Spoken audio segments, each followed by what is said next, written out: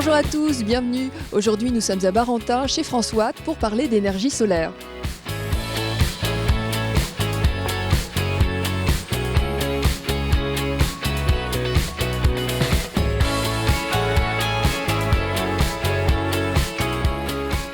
Bonjour Sylvain Robillard. Bonjour. Sylvain Robillard, vous êtes directeur commercial de François. J'aimerais pour commencer que vous nous parliez de votre entreprise, de votre métier. Alors notre entreprise, donc c'est la société François. Nous sommes fabricants de modules solaires photovoltaïques et nous sommes spécialisés donc dans leur intégration dans l'enveloppe du bâtiment. Quels sont aujourd'hui les enjeux de la filière photovoltaïque en termes d'emploi et d'économie sur notre territoire ? Alors, la filière photovoltaïque en termes d'emploi a été assez malmenée ces dernières années, mais aujourd'hui elle est en redéploiement grâce justement donc à la spécialisation que de notre côté on a su aborder en conjointement donc avec des donneurs d'ordre et surtout des prescripteurs tels que des architectes et autres acteurs du bâtiment. Alors vous aimez aussi dire que vous êtes les artisans du photovoltaïque. Qu'est-ce que ça veut dire ? Ça veut dire dans un certain sens que quelle que soit la configuration du bâtiment, quelle que soit la problématique, qu'elle soit technique électrique ou structurelle au niveau du bâtiment, on arrivera toujours à installer une source d'énergie électrique basée sur le solaire photovoltaïque en respectant donc les normes mais aussi et surtout l'esthétique. Dans l'artisan, il y a le côté artiste mais il y a aussi le côté artisanat manuel. Et en ce qui nous concerne, étant donné la multitude en fait des solutions qu'on peut apporter, on ne peut pas tout automatiser et tant mieux. C'est un gage de qualité, c'est aussi favorable à l'emploi. On ne peut pas demander à un robot de tout contrôler comme la sensibilité manuelle ou inconsciente de quelqu'un qui travaille proprement. Alors si j'ai bien compris, vous pouvez installer des panneaux photovoltaïques partout, sur tout type de bâtiment, en fonction de toutes les demandes de vos clients. Affirmatif. En toute simplicité. Ah bah c'est parfait, merci beaucoup Sylvain Robillard. Alors j'ai encore beaucoup de questions à vous poser, mais juste avant, je vous propose de regarder et de découvrir un métier de RTE, du réseau de transport électrique, le métier de lignard.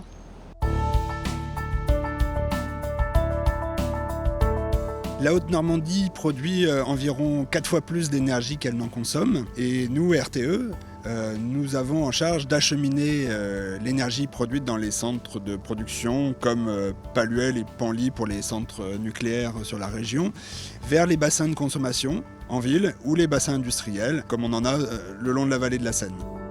Nous avons en Haute-Normandie 70 postes électriques comme celui que vous pouvez voir derrière moi et entre chacun d'entre eux 3000 km de lignes aériennes et souterraines en zone urbaine.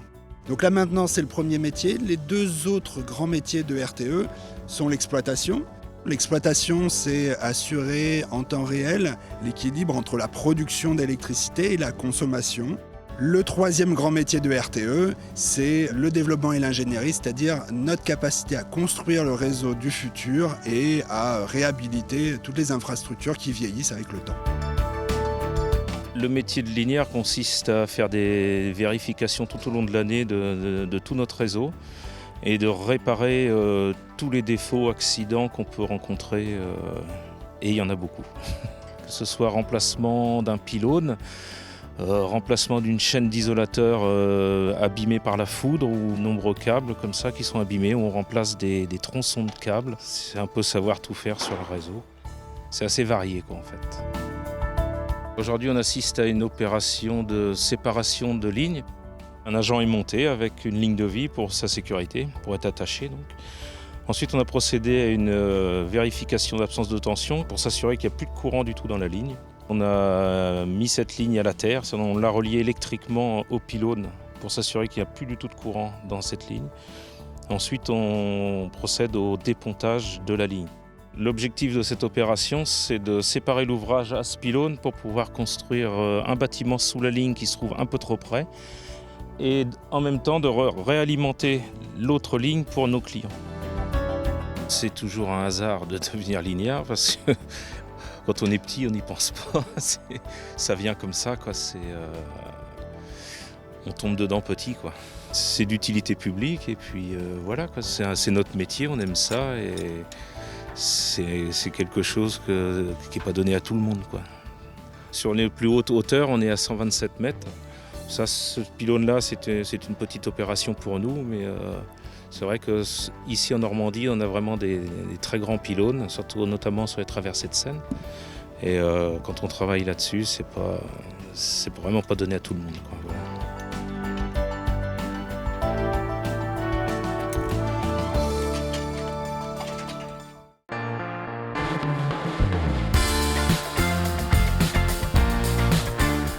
De retour à Barentin dans l'entreprise François en compagnie de Sylvain Robillard. Sylvain, j'aimerais comprendre comment ça fonctionne un panneau solaire. Alors, le soleil va arriver sur la cellule, va exciter les photons qui vont produire l'électricité. Ensuite, on va collecter l'électricité avec tous ces petits fils. On va les collecter ensuite avec un tuyau un petit peu plus gros, ce fil-là. On va arriver sur les interconnexions ici, qui sont un peu plus larges, et on va sortir du panneau. Ici, on a 2 conducteurs. Ensuite, on arrive dans un boîtier, ici, et on sort avec des prises, tout simplement. Et c'est de là que sort l'électricité. C'est de l'électricité, c'est du courant continu. Comment on les fabrique ces panneaux solaires? On commence déjà par prendre une feuille de verre. Ça peut être un verre extra clair, bon, solaire évidemment, donc appauvri en fer. Esthétiquement, c'est le même verre que sur vos fenêtres. Donc une transparence parfaite. Sauf que une fois que c'est installé, on va dire, ça peut avoir un aspect un petit peu brillant, un petit peu bling-bling, comme disait un ancien président. Et ici, vous avez un verre qui est différent, c'est-à-dire que c'est un vrai verre solaire. Pattern, c'est-à-dire qu'il est légèrement satiné sur sa face extérieure, ce qui fait qu'il a moins l'aspect brillant. Et surtout à l'intérieur, c'est un verre structuré, c'est-à-dire que vous avez des alvéoles, vous avez comme des petites pyramides qui vont permettre en fait au soleil, au rayon solaire de venir taper dans la cellule en ayant traversé le verre, de repartir, au lieu de repartir tout de suite chez lui, dans l'espace, en fait il va taper sur une facette du verre, revenir sur la cellule, retaper sur une facette, revenir sur la cellule, comme au billard, et on va augmenter le nombre finalement d'impacts solaires sur la cellule, donc augmenter la puissance, le rendement, la production d'électricité.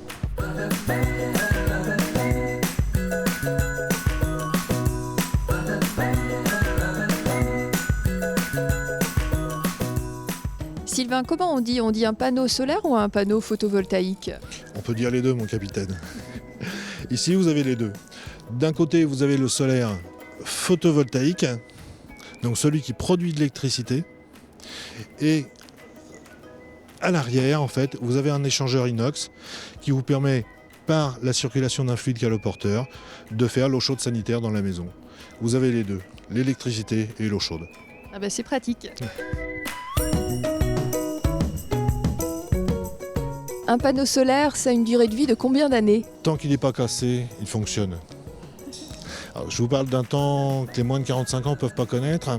C'est quand Armstrong est arrivé se poser sur la Lune. Ils ont également installé une station radio qui fonctionne toujours à l'énergie solaire. Et il n'y a personne qui est là-bas pour l'entretenir. Donc ça fonctionne toujours. Alors, tant qu'il n'est pas cassé, il fonctionne. C'est pour ça qu'on teste également, on vérifie la solidité des modules ici en interne. Alors comment vous faites ce test pour vérifier la solidité? On joue aux billes. Alors montrez-moi. Ah oui, c'est une grosse bille. Voilà. Vous voyez. Ah oui, c'est très très très lourd. Bien, en fait, elle est lâchée à une certaine hauteur par rapport à l'épaisseur du verre. Et si le panneau casse, c'est pas bon. Et j'ai remarqué qu'il y avait différentes couleurs pour ces panneaux solaires. Racontez-nous pourquoi. Alors, bon, il y a la technologie polycristalline, monocristalline, je ne vais pas rentrer dans le détail, mais si vous avez une maison très moderne et que vous voulez des panneaux avec des cellules dorées, on va vous faire un panneau avec des cellules dorées. Si vous avez une maison traditionnelle ardoise, on va faire un panneau avec un backsheet noir, c'est-à-dire un arrière noir, un verre un petit peu dépoli, et puis des cellules très noires pour bien s'intégrer, pour que ce soit le plus discret possible. Tout est possible. Si vous avez une toiture rouge, on va mettre des cellules rouges. Voilà, il y en a pour tous les goûts. Absolument.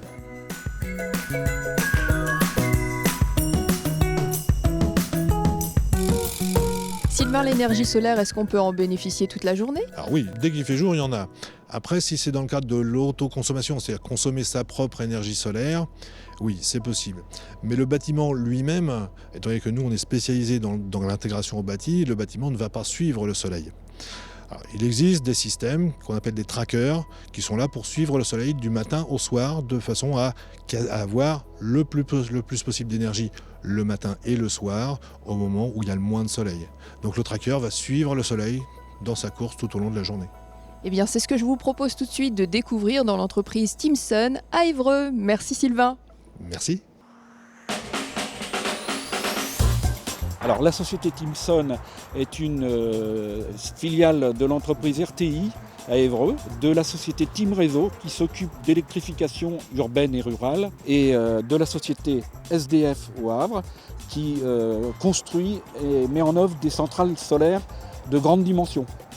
Donc on a réuni les 3 sociétés qui sont déjà installées dans le domaine de l'énergie.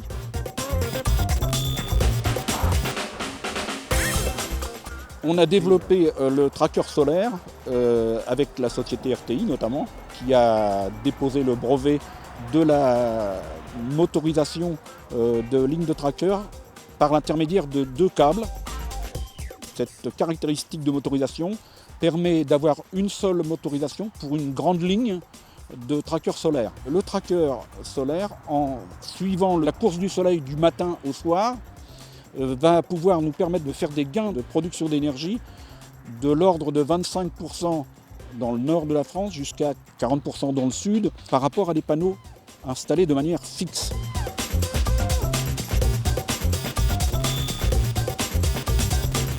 Notre système est piloté par un automate programmable. L'automate programmable embarque une base de données solaire qui va définir les points d'orientation des panneaux heure par heure et jour par jour tout au long de l'année.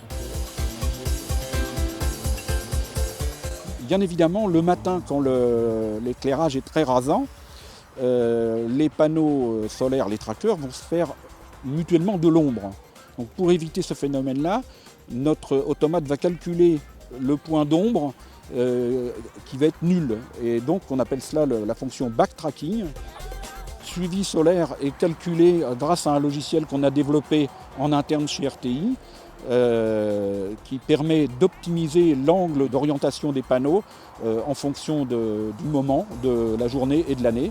C'est une base de données qui est injectée depuis un ordinateur vers l'automate programmable qui va piloter les panneaux.